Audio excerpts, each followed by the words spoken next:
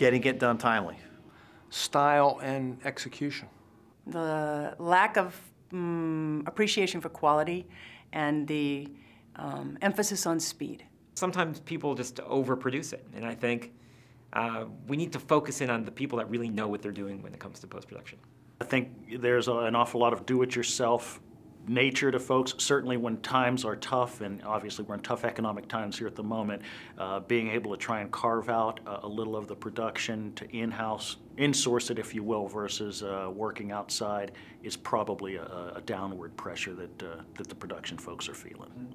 There's so many options for production now. You can do inexpensive production using tools on your Mac at home.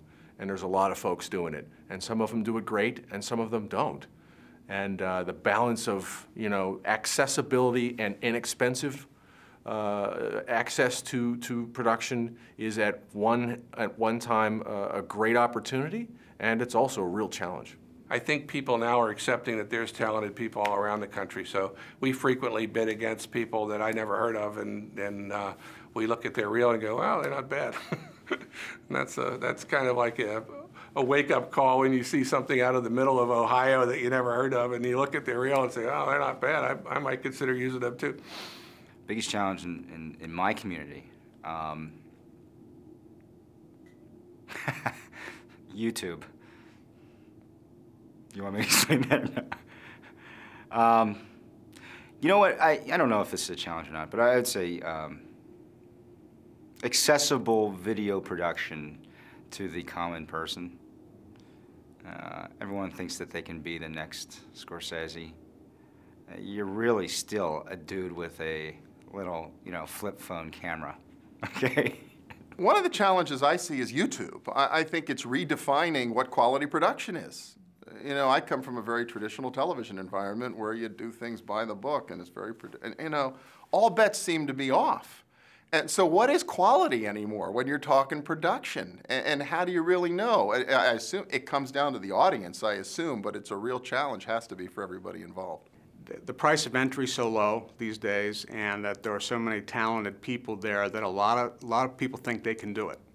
It's almost like still photography. Everyone has a camera, and so it's a matter of why do I need to hire someone. That's kind of like now come into the video world, and in some degree to building websites, and it's really commoditizing the marketplace. So we'll just have to see how that turns out. We have taken over a lot of the production. I mean, agencies can do a lot of work in-house now, and as revenue streams continue to get tighter and tighter, we're always looking for ways to increase our profit margins. So the challenge is, with technology and the way it's advanced, how do production companies partner with agencies so that we both get value out of the equation?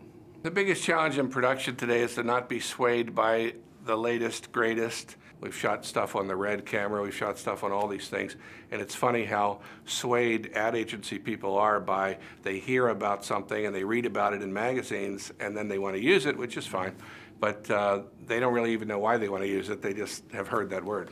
The biggest challenge in production, in my opinion, is really preparing for a digital world. You have to price yourself and have timing that really fits the needs of a digital world. The biggest challenge in production is the shrinking budgets with high expectations. Every week it's, how do we do for $10,000 what should cost $300,000? It happens more and more and every time. So because of that, quality, consistency, those things suffer. And therefore the message suffers.